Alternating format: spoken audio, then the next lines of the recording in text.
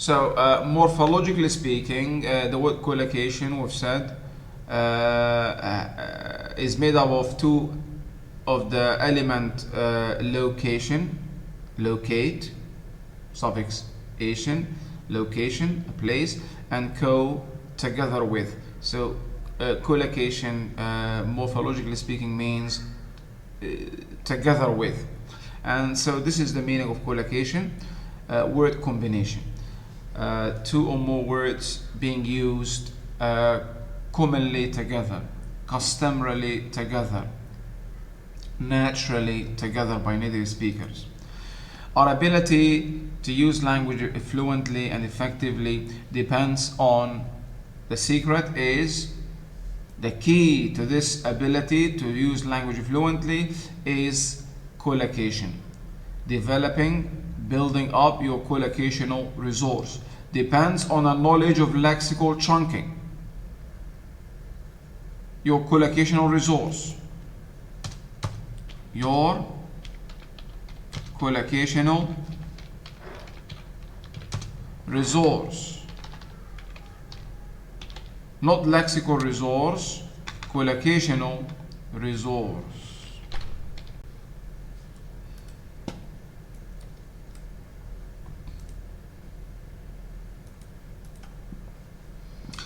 We came across this quote. If you remember, it was one of the quotes, if you look at the course outline, one of the quotes on top of the course outline, which we discussed in week 1 when we introduced the instructional plan. And when we came across this quote, you can look at it now if you have your course outline. We said that we would discuss this quote one day. We would dedicate a whole class to collocation, to lexical chunking. Lexical chunking, grouping units of language together.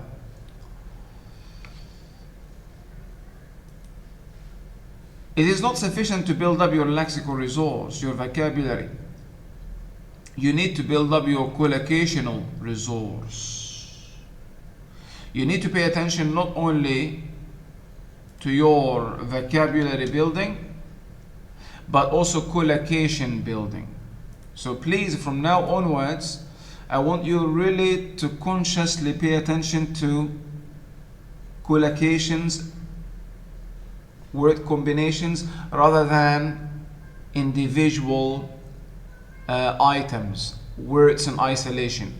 Do not learn language in isolation. Always learn a vocabulary item as part of a unit. One word before, one word after, or before or after, as a unit. The more of these units you have, the more not only fluent you will become more fluent, you will become more accurate, you will become more effective, you will become more efficient, you will become, your English will sound more like a native speaker, and you will be more appropriate. Your English will be more appropriate. There are many benefits for collocations. We're going to highlight them in this class. So, just from now onwards, collocational or collocation building rather than vocabulary building. Okay, collocation building. Collocation is a term used to describe the way particular words in English combine and occur together regularly and commonly. Regularly and commonly. For example, in English we say a short film and long walk, but not a small film or large walk. The adjectives short and long, in other words, collocate naturally with film and walk. They collocate, they combine. Their usage is common and predictable. So is also small house and large family, but not short house and long family. Though word combinations are predictable for native speakers, they are not predictable for students of English who will need to learn them as they learn a new vocabulary. With practice, using collocations will become second nature. So, language users tend to use the same groups or combinations of words again and again. This is easier than trying to think of new ways to say things each time, of course. It is also easier for listeners and readers if they recognize the group of words, since they do not have to process or think about each word separately. If you can recognize many common collocations, your comprehension, look at the advantages now. If you build up your collocations, if you can recognize many common collocations, your comprehension and fluency, accuracy and appropriacy will improve. Not just in reading, but in all language skill areas. Your listening will improve, your speaking will improve, your reading will improve, and so is your writing. You will also sound more like a native speaker. In other words, if you want your speech and writing to be comprehensible, effective, efficient, without wasting time, accurate, fluent, appropriate, and native-like or natural, then collocation building is the key. The formula. Your ICC, your intercultural communicative competence, will improve. Your ICC, the goal of language learning, the goal of language teaching, developing your proficiency, your communicative competence, your intercultural communicative competence will improve as a result of building up your collocations. Think of these benefits that will accrue from paying attention to this aspect of your English. Look at them again. Your English will be more comprehensible, more effective, more efficient, accurate, fluent, appropriate, and natural. I think I once asked you if you want to describe a type of tea, for example, what should I call it? In Malay, you might call it teh cow. Describe the idea as teh cow. Do you say teh cow in Malay? Is this acceptable? Okay, you are shaking your head, indicating that this is not native. It is not common or natural for the Malay ear. All right. The thing is that in English we say strong tea. In other words, strong and tea collocate. Strong and tea collocate. They are collocates. Collocations. They collocate. They can combine. But in Malay, teh cow, from the way you shook your head, I've got the impression that teh cow are not collocates in Malay. Are not collocates. They do not collocate. Notice that the word this word I'm using in the chat can be used as a verb, collocate, and can be used as a noun, collocate, with a difference in the pronunciation. So it seems that teh cow in Malay do not collocate. You shook your head, meaning they sound strange to the ear of the native speaker of Malay. So by the way, since take cow do not collocate in Malay, do not combine, so how do Malays express the idea of a strong T? How would you express the idea of a strong T? For a native speaker of English, strong T is English. They understand what is meant by that. They use it, this combination. So what about Malay or Tamil in this case, or Chinese, Mandarin? Can you please tell me how you express this idea in Tamil, in Malay, in Mandarin? There must be an expression in your language that expresses this idea. For example, in Arabic, excuse me, are you listening? In Arabic, the word we use, the word that collocates with T, literally means heavy.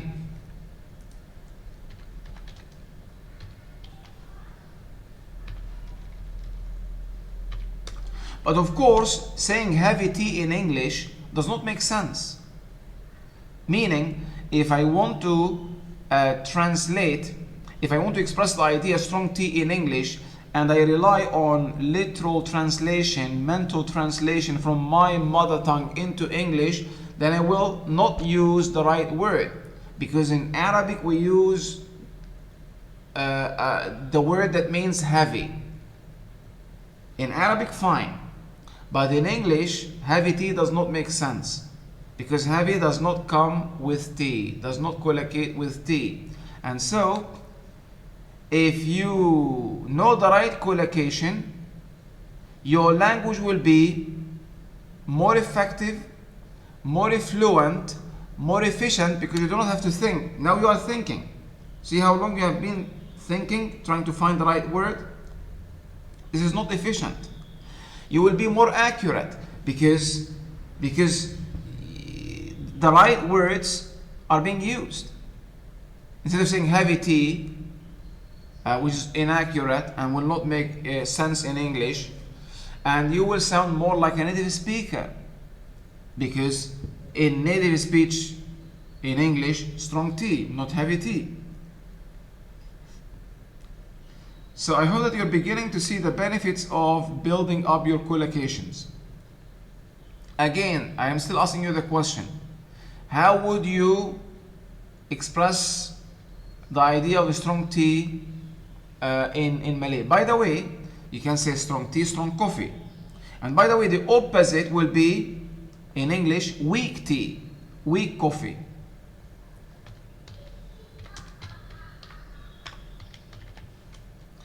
Guys, this is a very important class. If you take the insights I am sharing with you and begin building your collocations, look at the benefits again. Your English will be more comprehensible, effective, efficient, accurate, fluent, appropriate, and native-like. Remember the first quote.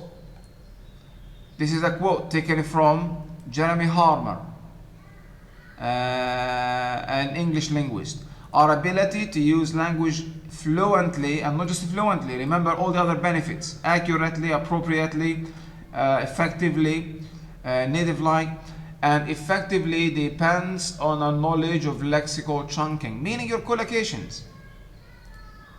Knowing which word comes with which, naturally. Of course, for native speakers, they acquire these collocations just the way they acquire vocabulary and syntax. But for us, as non-native speakers, we have to learn these combinations, collocations, just like we learn vocabulary.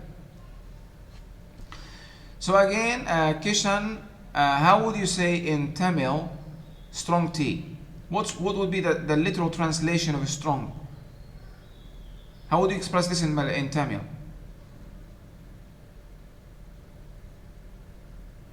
You're having a headache. You are having a headache. You are having a headache. Not any cup of tea can fix your mind. You need a special type of tea, strong tea, to fix up your fucked up mood or foul mood or even headache.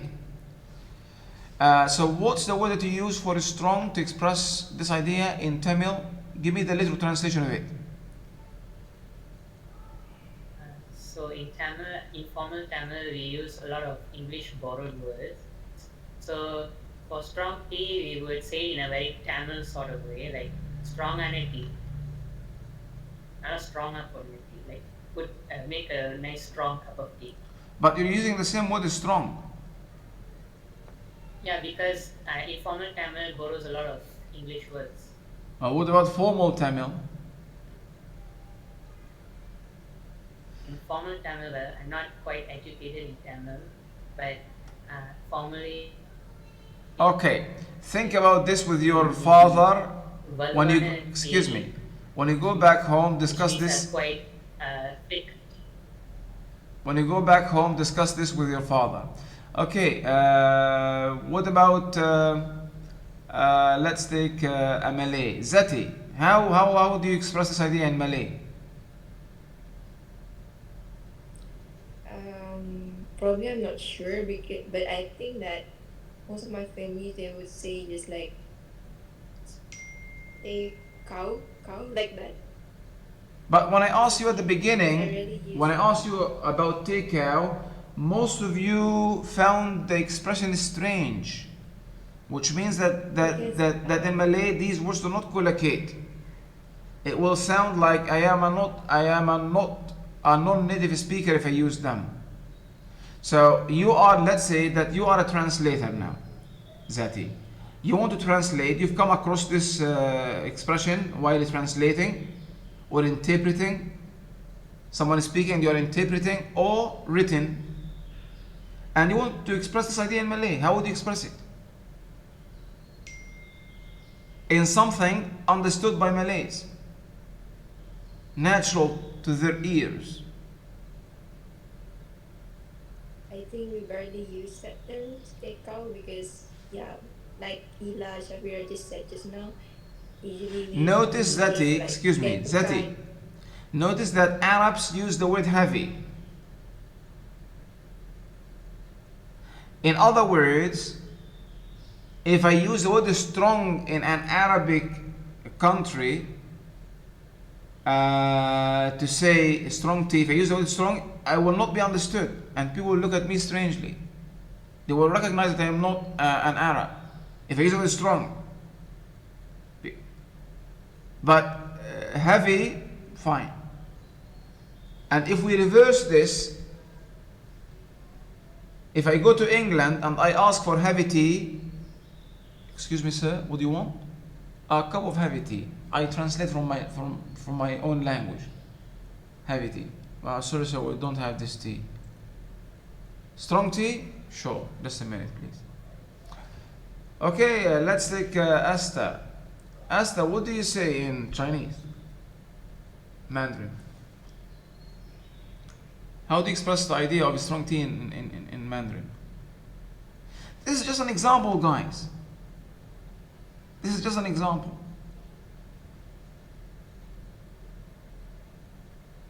Or you don't drink strong tea in Chinese don't drink strong tea? No, usually I wouldn't order strong tea. I usually just order Chinese. I always just say Chinese tea. Ah, come on. Okay, the cameras must be on, please. Where are we? Okay. I'll give you another example of collocations. We're gonna have millions now, hundreds of collocations examples. But I mean, to show you that when you do not know the right collocation, you will have a problem in communication. And if you communicate the idea, it will be inappropriate, inaccurate, and incomprehensible. I'll give you an example from English and Arabic, because I know English and Arabic. I cannot, give you examples from other languages because I don't speak other languages. Okay, but I would like you to pay attention because this example might be a bit difficult. Do you know what a cassette player is? A cassette player. Before the invention of CDs and before the presence of pen drives, people used to use cassette players. Maybe still your father has a cassette player and even some cassettes. I have hundreds of these cassettes at home. So we used to listen to music or audio material on cassettes. There is a tape in the cassette. Can you picture a cassette? Have you ever seen a cassette player? I know you're young. You might. If you have never seen a real one in real life, on the internet, write a cassette, and you will see some images of cassettes.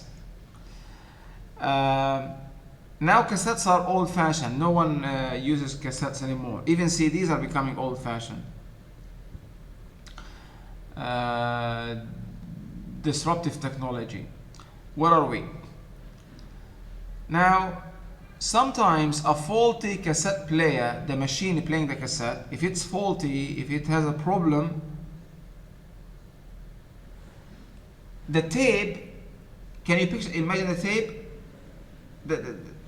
The tape will be entangled. The tape will be entangled in the machine, and the sound will sound like, and you have to stop the tape. Now, in English speakers describe this situation as, describe this act as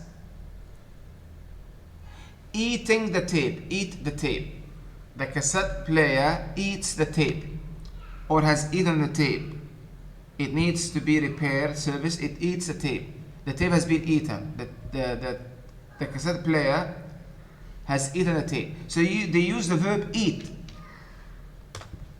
Eat the tape. Now, Arabs use the word, literal translation, swallow. Swallow. So if I want to express this idea in Arabic, I would use a word that would mean swallow. In English, eat. And so if I want to speak English and I don't know the right collocation, and I would rely on literal translation from my mother tongue, I would say swallow the tape, which might sound strange to an English ear, because the Englishman or woman person has never heard swallow and tape coming together. So even if in a certain context my speech will be understood, it will be inappropriate, inaccurate, and so less effective. The other way around, is it true? If an Englishman wants to express this idea into Arabic, and he or she does not know the Arabic collocation and would rely on translation and say, but in Arabic, the cassette eats the tape, this would sound strange to an Arab. What do you mean? Because cassette players do not eat tapes. They swallow tapes. Now, how do you express this idea in Tamil, in Chinese, in Malay?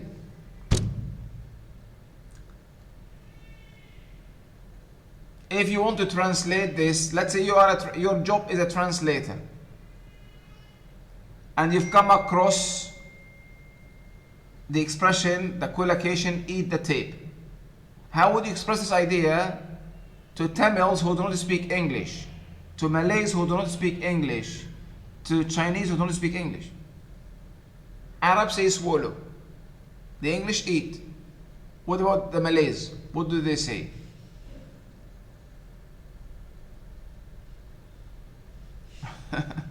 You need to ask your father, maybe.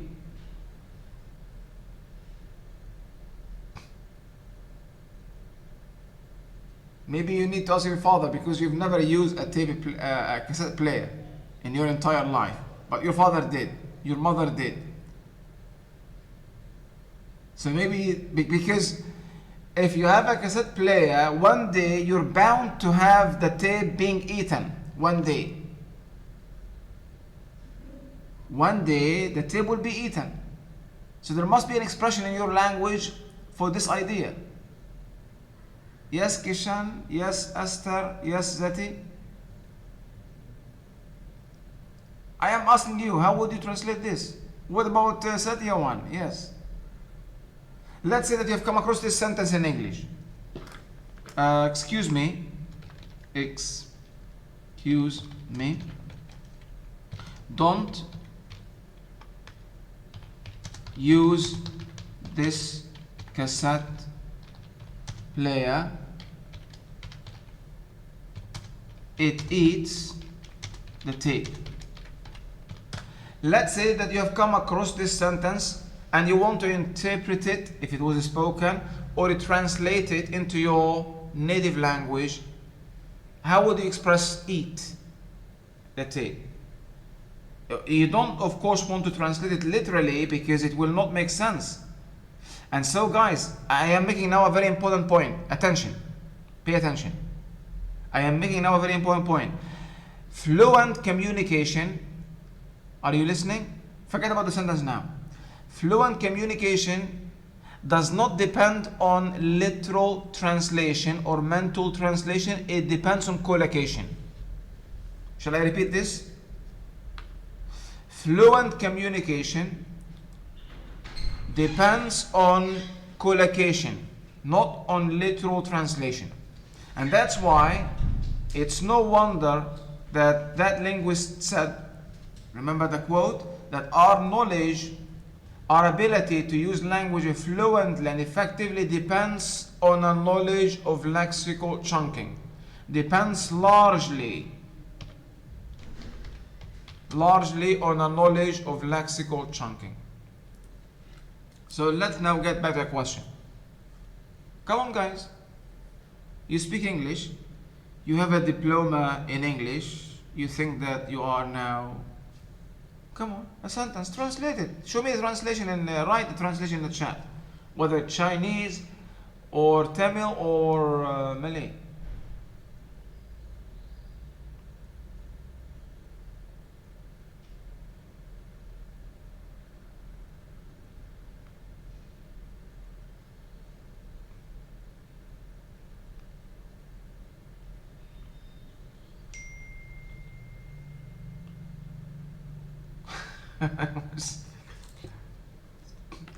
A broken is different. It is not a broken. A cassette player that eats a tape is not a broken. A broken has a different meaning. A broken is not a chipped. A chipped is not a broken. A cracked is not a cracked. You can describe a glass as being broken, as being cracked, as being chipped. They all have different meanings. Connotations.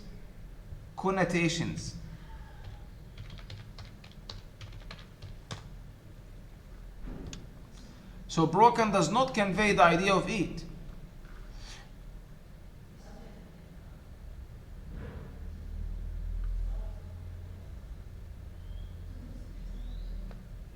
Yes, Esther? Yes, the Malays? I've told you what we say in Arabic. In each language there must be an expression.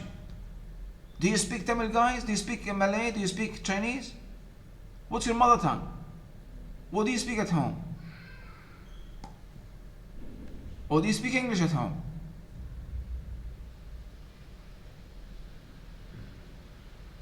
What's your dominant language?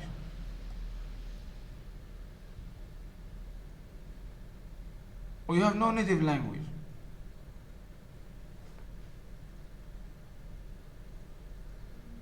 Yes, Zati? Let me see what you have written. Okay, you've written something. What's the translation of eat in English? Translated.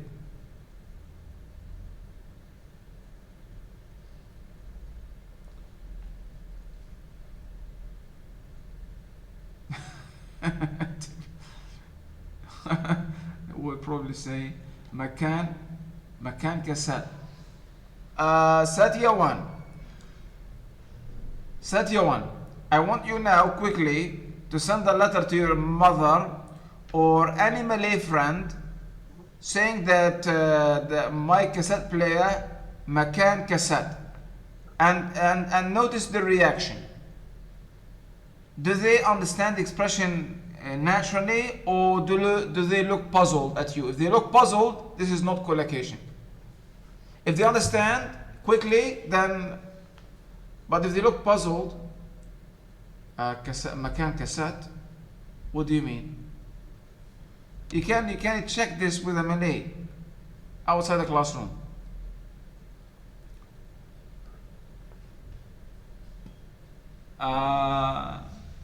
Putri, does makan cassette sound okay to you as a native speaker of Malay? When I googled it, that was the actual word for it. What word? When it will always say like makan pita cassette. Maybe you translated this and this was a translation, but remember that the Google is a machine. It translates literally. Doctor, I mean like when I googled this, it tells us how to solve like problems for when a broken cassette in So if you say Malay, makan cassette, and it is said like that. if you say Yeah. makan cassette to a Malay, when you go back home and you speak to your mother or sister, or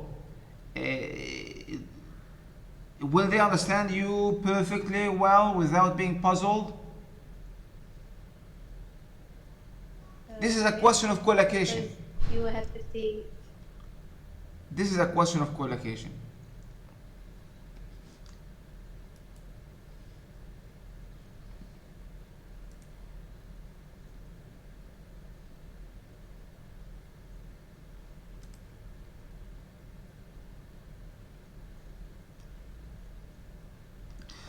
The way words are used, knowing about possible word combinations,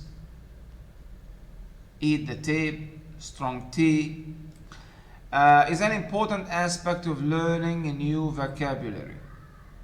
For example, make, not, do, or give goes with an effort. We say to make an effort, but not do an effort, but not give an effort. While gain, earn, and win may be similar in meaning, they combine with different nouns. For example, we say to win an election, but not to gain an election or to earn an election.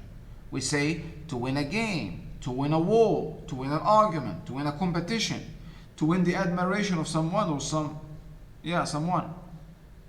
We say to gain entrance, but not to earn entrance or access. We say to gain an advantage, but not to win an advantage. To gain a reputation, to gain independence. The country gained its independence in. To gain weight, when you put on weight. To earn a living, but not to win a living or gain a living. To earn a fortune, to earn the respect of someone. To earn a reputation of being an expert in this field or that field, to earn a place, etc., etc. So, though they have the same core meaning, but they collocate with different words. So we say to win independence, to gain weight, to earn a living. So word combinations, collocations. Similarly, the triplets lose, miss, and waste. They have the same core sense or meaning, but they are used with different collocations. Do we say, do you miss an opportunity, or lose an opportunity, or waste an opportunity? Which one is the right collocation? Do native speakers say miss an opportunity, or lose, or waste an opportunity? A question of collocation. A question of collocation.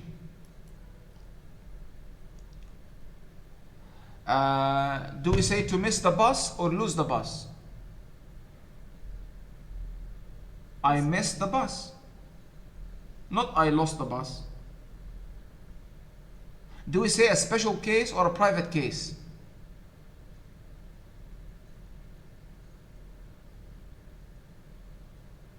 A special case.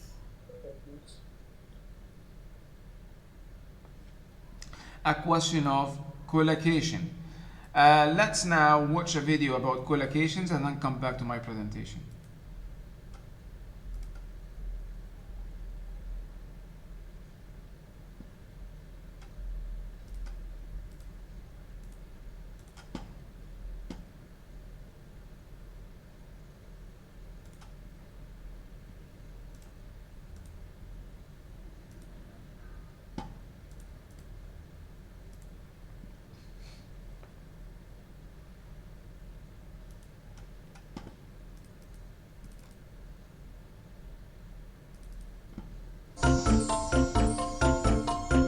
Can you see? It's believed to keep the body in equilibrium. Yes. Time. Compound ginseng. This The story we've watched about ginseng provides us with lots of vocabulary relating to the topic of health and well-being. Now let's listen to Dr. McManus talking about the benefits of ginseng. Listen for the vocabulary that relates specifically to this topic. In other words, listen to collocations. Pay attention to collocations. Dr. McManus says it's a whole new approach to cancer treatment, using the slower-acting, milder traditional herbal compounds as well as Western cancer drugs to try to make conventional treatment more effective. Mild doses every day is believed to keep the body in equilibrium and just to maintain general health and vitality and stamina.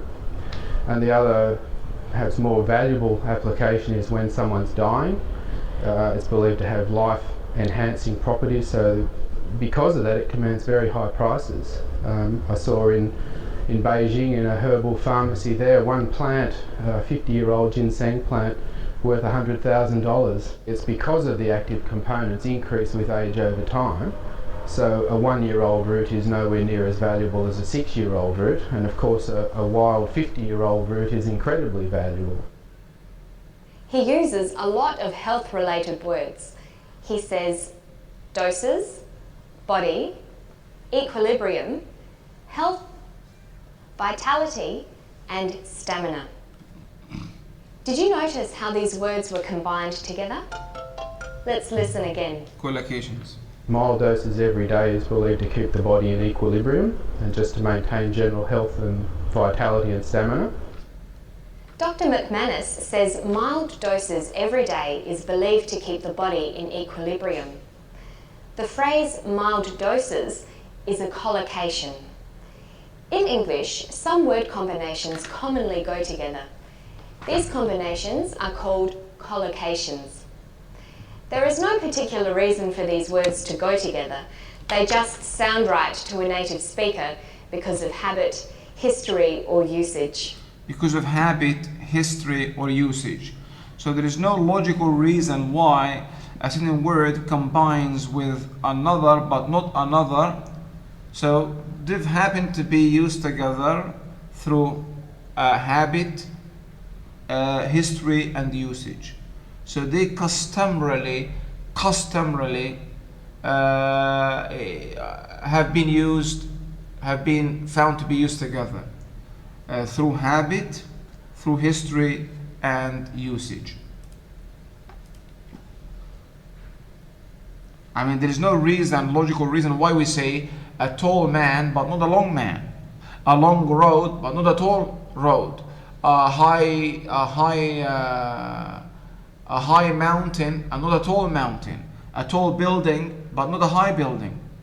So there is no logical reason. It's just, habit, customary usage, and history. So certain terms have evolved to be used together over time. So to a native speaker, they sound natural. And each language, as we have seen, has its own collocations. And so literal translation can lead to problems. In Arabic, we use heavy to collocate with T. English people, strong. In Arabic, we use the word swallow to collocate with the tape that eats the tape. So different languages have different collocations.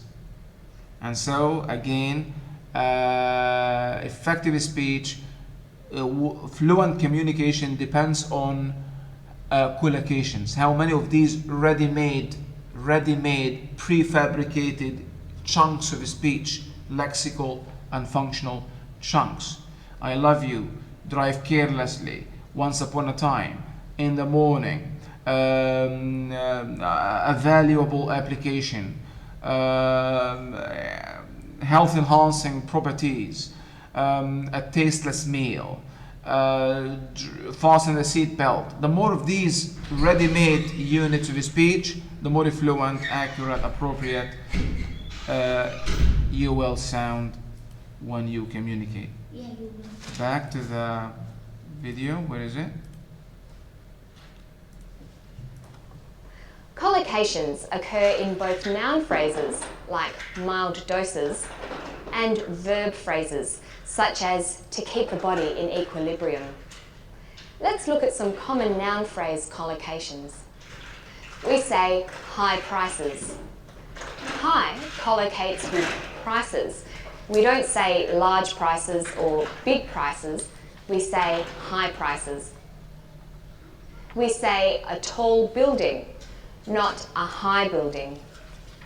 Collocations are not just about the words that go together, but also the order they go in. We always say black and white, not white and black. We say salt and pepper, and hot and cold. Another important collocation is the way we say directions. English speakers always say north, south, east, and west in that order. So these are types of collocations. We're going to quickly look at types of collocations, but the central proposition is the same: word combinations. The topic of today's story is a collocation as well: health and well-being. Together. These nouns are often used together in this order. Listen to Dr. McManus again. You'll hear him use a number of other collocations, such as general health, valuable application, life-enhancing properties, and high prices. Mild doses every day is believed to keep the body in equilibrium and just to maintain general health and vitality and stamina. And the other, perhaps more valuable application is when someone's dying. It's believed to have life-enhancing properties, so because of that it commands very high prices. Choosing the right word combination will make your speech and writing sound more natural. Also, choosing the best collocation will enable you to express yourself more clearly and precisely. So today we've looked at the word say for giving an example, narrowing down, quoting, and as a filler. We also looked at some collocations relating to health words. Don't forget that you can go to our website for the transcript, study notes, and exercises for today's story. And I'll see you next time for Study English. Bye-bye.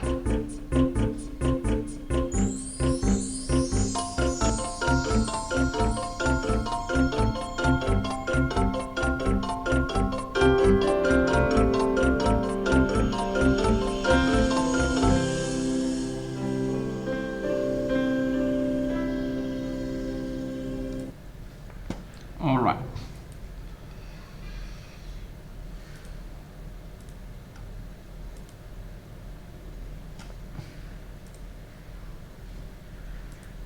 Stop presenting and let me go back to my slides. Present again.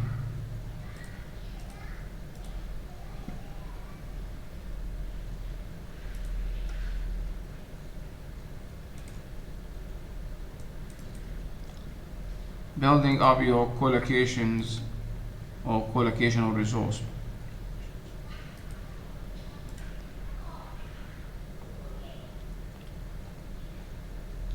So, there are many types of collocations, including binomials, phrasal verbs, fixed phrases, compound words, and idiomatic expressions, idioms.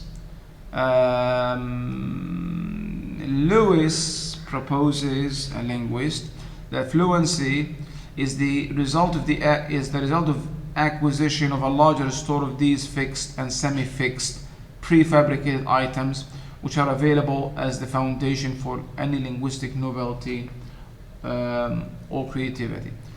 But as we have seen, so here the word fluency would incorporate the other benefits or advantages, accuracy, appropriacy, all of them would be.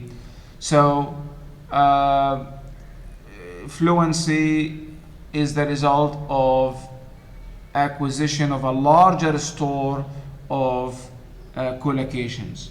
And so the more of these collocations you have ready at your disposal, the more you will be fluent and so effective in your communication. Some specific types of collocations, binomials. What is a binomial? Bi meaning two, and nomial meaning noun. And so a binomial is a short phrase with specific word order. It could be two nouns, could be two adjectives, or for example, rain or shine, salt and pepper, rise and shine,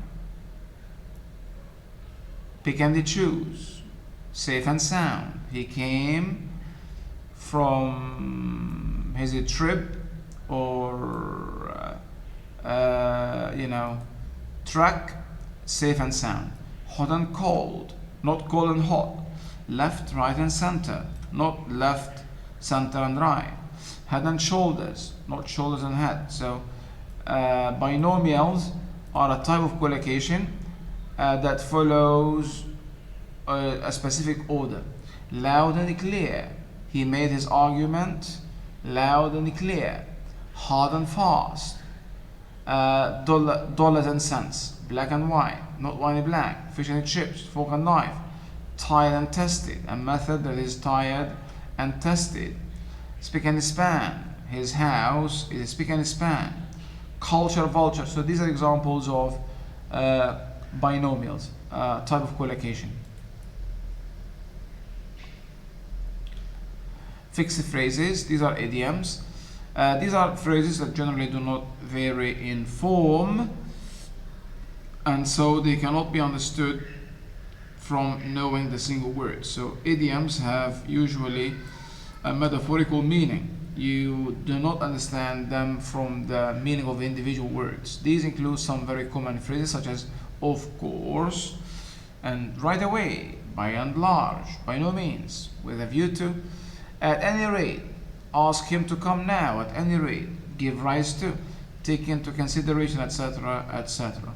So these and many other fixed phrases are truly fixed in the sense that you cannot move the items around. They are immobile. You cannot say, for example, large and by, but rather by and large. So they are truly fixed in this sense.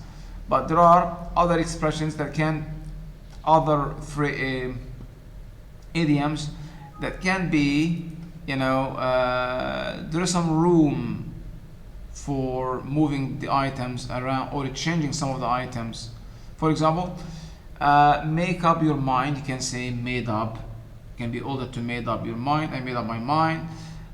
It would or make up my mind, his mind, our minds. So some are fixed, some are semi-fixed, some are fixed here, and some are semi-fixed. So by the truly fixed, you cannot make any change. Semi-fixed, you can make some change. Some phrasal verbs, the separable and inseparable phrasal verbs, Some you can separate, the phrasal verb, some are inseparable.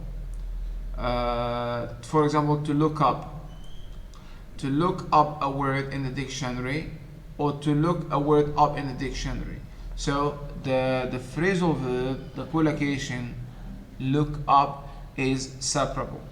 You can say to look up a word in the dictionary, or to look a word up in the dictionary. So some are separable, some are inseparable. So some are fixed, in other words, some are semi-fixed. These are some types or patterns of collocations. Adjective plus noun. Name some words that can combine with a friend, collocate with a friend. For example, best friend, close friend, family friend, good friend, great friend, old friend, special friend, school friend. Name some words that can go with strong. Strong, for example, plus noun. Strong chair, strong current, strong drug, strong leader, strong swimmer, strong team, supporter. Verb plus noun.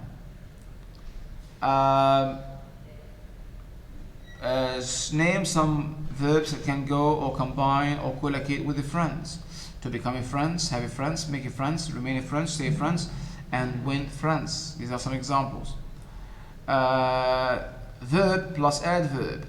For example, decrease considerably, decrease dramatically, decrease gradually, decrease significantly. Another pattern is adverb adjective. Coming back to friendly, you can say extremely friendly, genuinely friendly, naturally friendly, really friendly, reasonably friendly, very friendly, etc., etc. We stress the importance of learning words in chunks. So this is the point.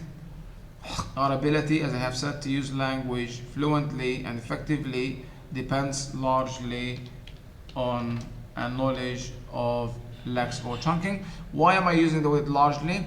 Because, to be honest, it is not the only thing, but largely on a knowledge of lexical chunking or collocation. Because there are other aspects also that can make your communication effective. For example, pronunciation and the stress. I mean, if you have good collocational resource, good collocations, but your pronunciation is not good, if your syntax is not that good, so largely on collocations, but there are also other factors that can also affect your communicative competence, or ICC, intercultural communicative competence. Pronunciation, psychomotor skills, strategic competence, pragmatic competence, organizational and discourse, or organizational and grammatical, or grammatical and organizational competence. So there are other types of competence that can affect your overall language proficiency or communicative competence. I've mentioned, for example, pragmatic competence, the ability to figure out the speaker's meaning, not the dictionary meaning. We talked about this, I think, previously and last semester, and we're going to talk about it also in another class later on. Pragmatic competence. When you look at the not the literal meaning, but the intended meaning. So we distinguish between what words mean and what a speaker intends them to mean.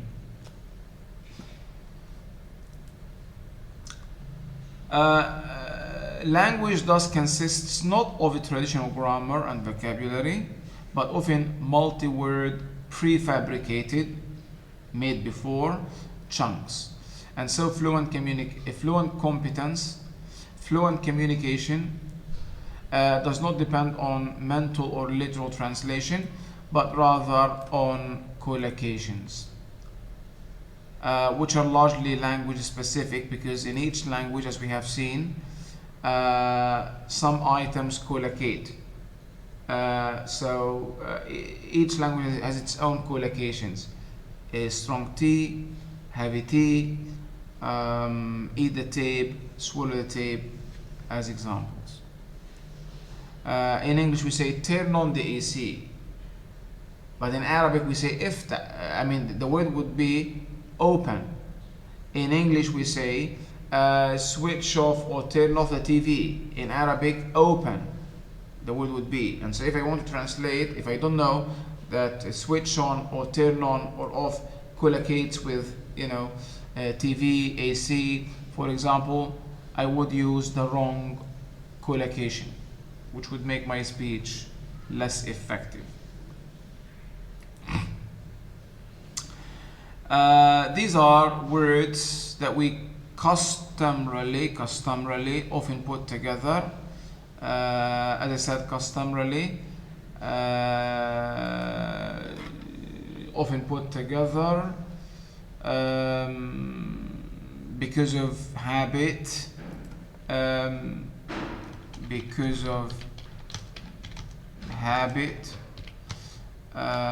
history,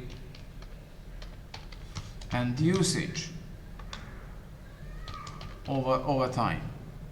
Some words can go together and some cannot. We can say, for example, he never pays attention, but we cannot say correctly, he never gives attention. We say a tall tree, but a high mountain, or a long road, but a tall building. We say open the door, or window, or your eyes, but turn on the radio, or the light, or TV.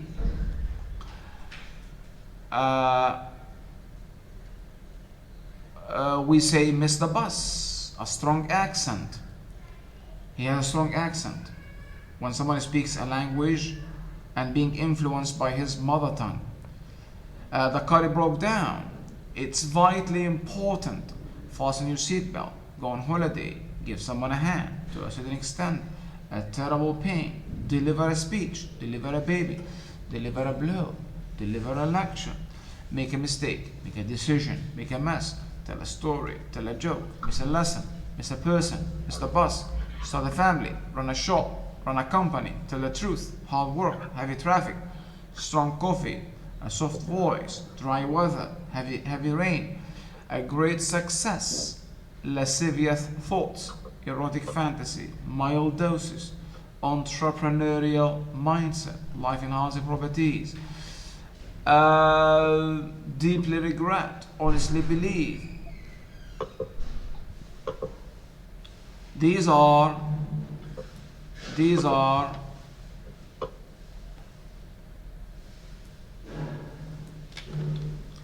words. These words are called collocates or collocations. Some more common examples of collocations: make a mistake, make a decision, as we have said, make a mess, miss the bus, we've already said that, make an effort, win an election, gain entrance, earn a living, assess damage, cause damage, inflict damage, repair damage, attract interest, develop interest, excite interest, feign interest, lose interest, get on a bus, tell a story, find a solution, solve, resolve a problem, resolve an issue, overcome a difficulty, remedy a situation, reach a compromise, address a problem, deal with a problem, tackle a problem, face a problem, etc., etc. Start a family, great success, strong accent. We've already said most of these, mentioned them. A tall man, a long road, we've said that. Private tutoring, private car, tuition in classes. A special case, absolutely freezing, bitterly cold, utterly useless. This class is utterly useless. You are utterly useless.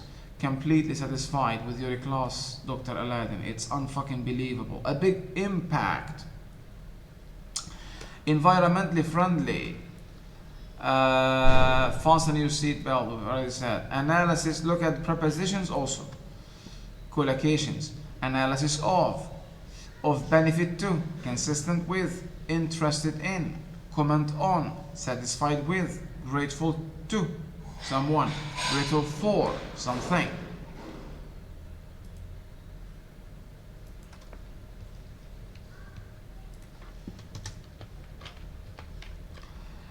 sympathetic towards, etc., etc. So prepositions also collocate with certain, or certain words collocate with certain prepositions, not others. We say interested in, not at. We say hint at, not hint in. Drive at, not drive in, etc., etc. General health, feverish pace, remorse and grief, grisly job, endless roll-ups with characteristic candor, fall in love, drive carelessly, well-paid job, a cosmopolitan city, win a race, to quash a false rumor, strong teas, tall building, long process, free delivery, office equipment, an amazing concert, splendid meal, a colorful painting, an attractive kitchen, a pretty dress, a sexy lady, a lean, strong man.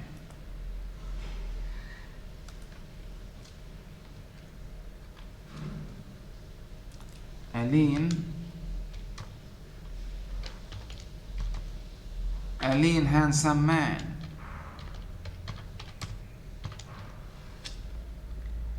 A lean, strong, handsome man.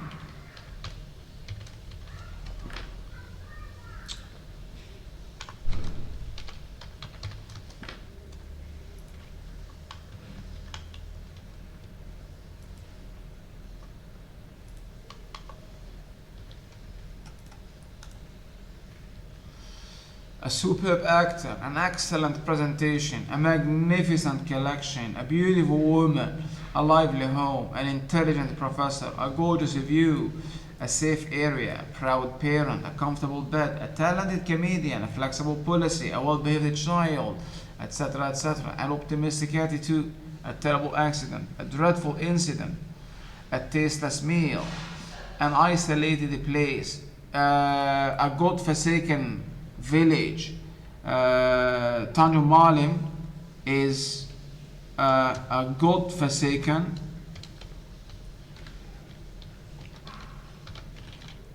desolate village. I would like to go and live in KL. A god-forsaken place, desolate place.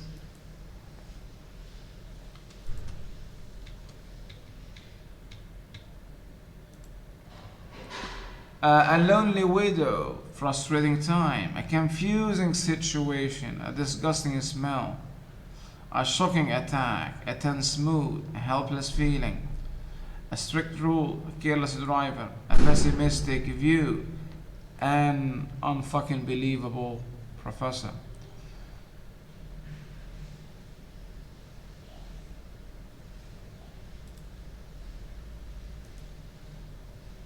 I have seen, looking at Kishen's smile, a winsome smile. A winsome smile. You can look the word winsome later on. A winsome smile.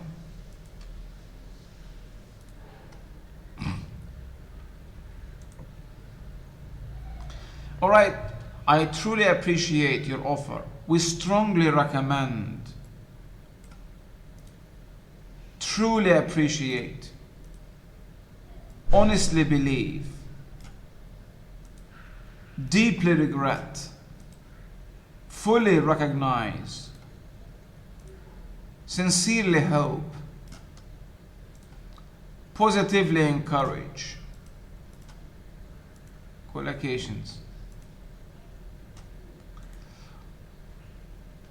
Choosing the right word combinations will make your speech and writing sound more natural. Also, choosing the best collocation will enable you to express yourself more clearly and precisely. These are some common mistakes, collocation mistakes made especially by Arabs. You can look at them on your own. Common partners, collocations, common partners. word combinations or common partners. These are some exercises. Please at home do them. Name one or two words that can occur in the object position. For example, make a speech, earn a living, gain entrance, win elections. Okay, so think of a word that can collocate with these words. You do the rest here. Break an arm, shrug your shoulders, untangle a mess, for example. Open a door or the door, turn on music. So think of a word that can collocate, a word or two. The same thing. Name some words, nouns that can collocate with the following items: a tall man, a long road, a cosmopolitan city, a major course, for example, strong accent, a strong wind, a kind man. Okay? Remember, to expand your knowledge of idioms and collocations in English, read extensively. Notice idioms and collocations as you read from now onwards and highlight them and write them in your vocabulary notebook. Highlight collocations. Say, strike a balance, not make a balance. Say, special case, not a private case. Say, world organization, not universal organization. Say, armed forces, not armed powers. Say, truly appreciate, strongly recommend, honestly believe. So highlight collocations and learn them as words. This way you can build up your collocational resource. So from now onwards, pay attention to collocations, not vocabulary items. Do not learn words in isolation. Learn them as part of a unit, a lexical chunk or a functional chunk. Sound asleep, for example. The baby is sound asleep. Alright, that's all for my class today. There are some exercises in the book. Please also refer to them. Work on the exercises also at the end of this presentation. I have already uploaded also on my Guru some more activities for you. Some more activities, so please do not skip these activities. I don't want to work on them now. You will have time to work on them at home, but maybe I can just show you the activities I have uploaded. For example, here, complete the sentence with the correct common collocation. The latest figures are encouraging and indicate the economy. Indicate what? A strength in economy, a growth in the economy, or a high in the economy. Which word collocates with the economy? A or B or C? Growth. Sorry? It is? Growth of economy. Sorry? The growth in economy. It is a growth in the economy. So B. So some collocations will be common to you because you've been learning English for some time now, but there is a lot to learn, there is a lot to add.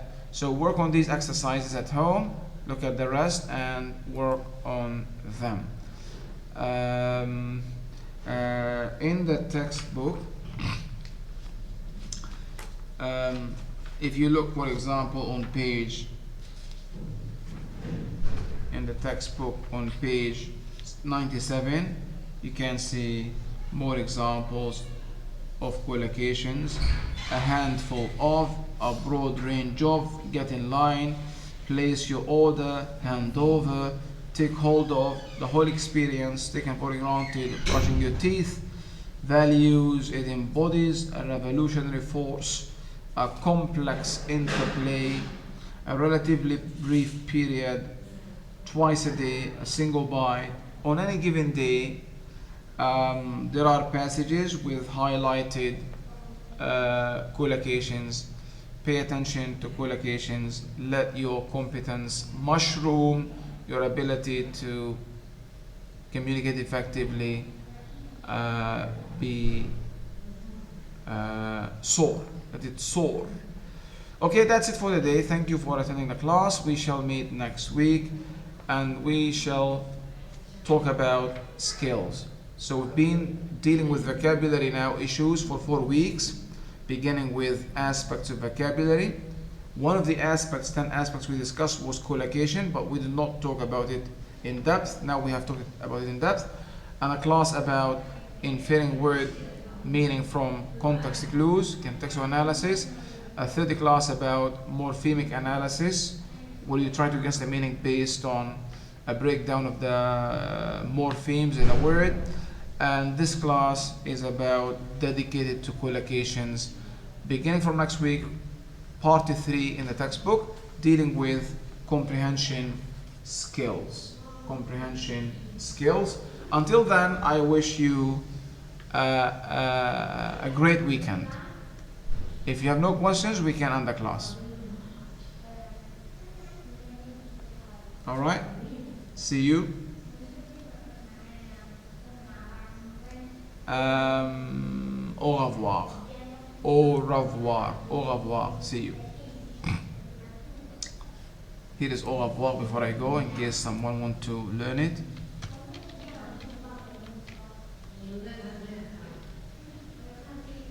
Au revoir. All right, guys. See you. Bye. Zati, greet me. Say goodbye to me.